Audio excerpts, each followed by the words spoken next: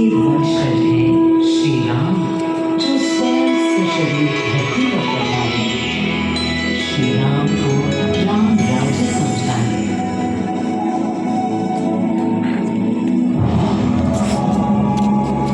ये गाथा उस शक्ति पुंज की है जो पृथ्वी पर जीवन और सृष्टि का केंद्र था, है और रहेगा। वो अखंड शक्ति स्रोत जो दिशा दिखाता है,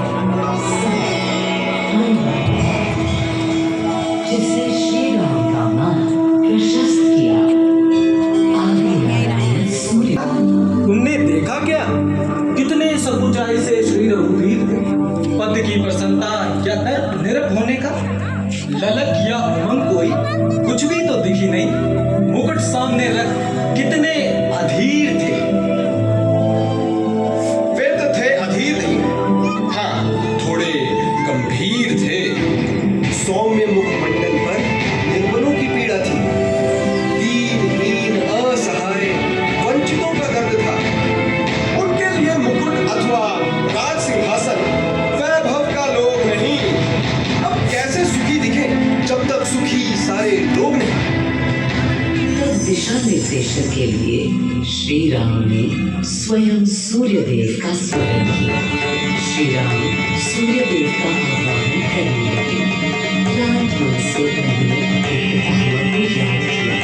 मन असमंजस में था। कर्तव्य की सही दिशा उन्हें सूझ नहीं रही। क्या उचित है प्रजा के लिए, उनके लिए, वंश के लिए, धर्म के लिए, शांति के लिए, इसी परामर्श के लिए अंतर्मन से उन्होंने सूर्यदेव को पुकारा।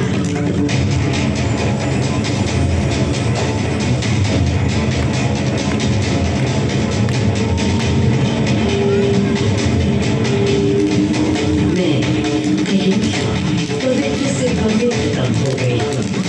आज स्वयं श्री राम ध्यान रखें, मर्यादा पुरुषोत्तम आह्वान कर रहे हैं। उन सकारात्मक शक्तियों का संचार कर रहे हैं जो उन्हें, मुझे और मेरे यानी अयोध्या के हर निवासी को अनंत काल तक सही दिशा दिखाएंगे। संभव है स्वयं सूर्यदेव सशरीर पधारे अयोध्या की धरा पर।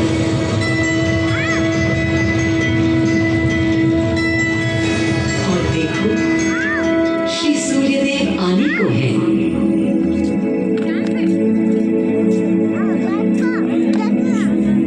उनकी पहली किरण के स्पर्श से कलियां एक एक कर खिलने लगी।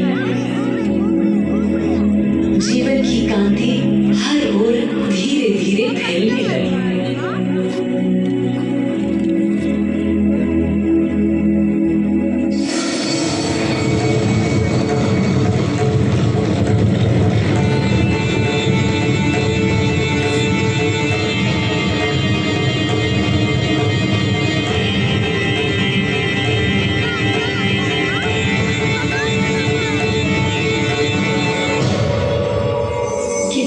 अनोखा दिन है। स्वयं सशरीर अपने अलौकिक स्वरूप में पधारे हैं श्री सूर्यदेव नारायण, और उनके अधीर मन के संशय मिटाने को।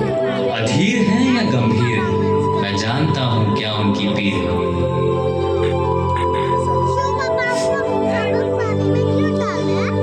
माँ कौशल्या को प्रणाम। कहाँ है राम? अरे अरे, भूलूं ये बात कि कौन बड़ा है। आज्ञा हो तो आपके चरण छू लूं। अरे नहीं नहीं, ये क्या करते हैं आदि पुरुष? ऐसा अनुग्रह सर्वथा अनुचित है।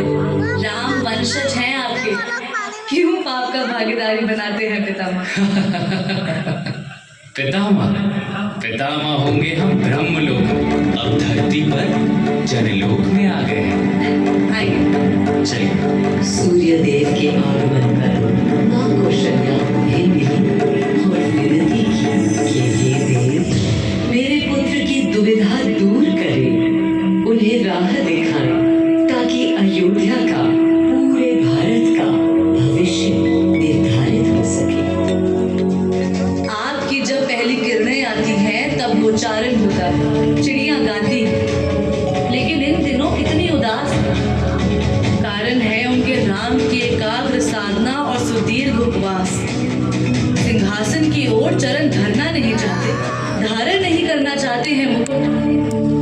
कोई बात नहीं, राज्यभिषेक के बाद राज्य जो भी चलाएगा, राम राज उसका ही तो कहलाएगा। मैं आ चुका हूं तपस्वी राम। मनस्वी राम, अपने नेत्र खोलो।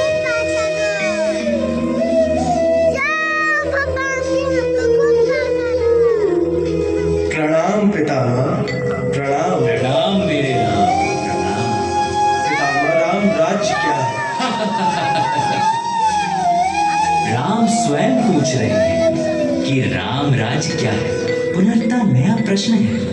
अभी तो आप कह रहे थे जो भी मैं कह चलाएगा। रहा था कि राम राज में राम के लिए भी विधान होंगे।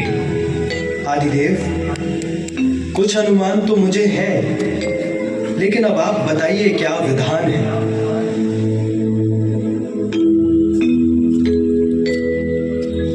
राम राज आशय कल्याण है, निर्बलतम मानव का त्राण। भय हो ना भीति हो, मुख्य राम राजनीति जन जन की प्रीति हो। लोक संरक्षण हो, सत का आभास हो, परमानंद प्राप्ति हेतु मंगल उद्भास हो। प्रेम परम तत्व हो, सब में समत्व हो।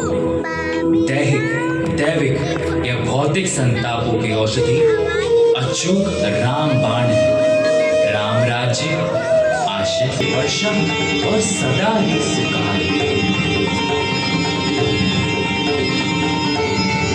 दिशाएं सब मस्त हो, जनपद ये स्वस्थ हो। उपद्रव ना ही हो और ना कोई आतंक हो।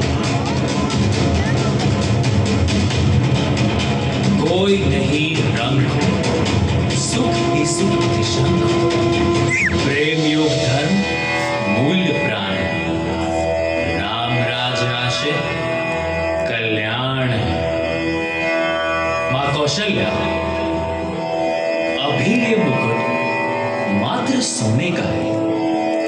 मैं इस मुकुट को राम के साथ सदा उपस्थित होने का बना देता हूं।